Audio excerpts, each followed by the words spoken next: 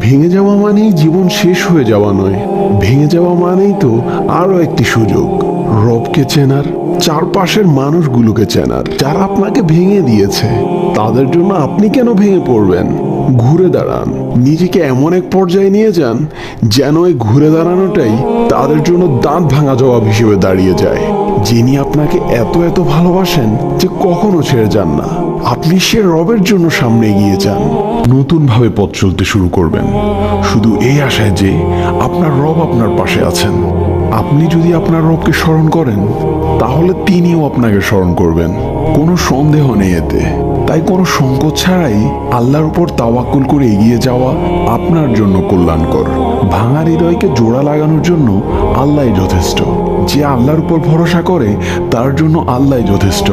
হে আমার রব, আমার এই ভাঙা হৃদয়টি সবসময় আপনাকেই খুঁজে বেড়ায়, শুধু আপনার দয়ার আশায়।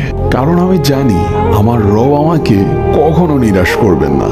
আল্লাহ আমাদের সকলকে রবের ফায়সালার উপর সন্তুষ্ট থাকার তৌফিক দান করুন। আমিন।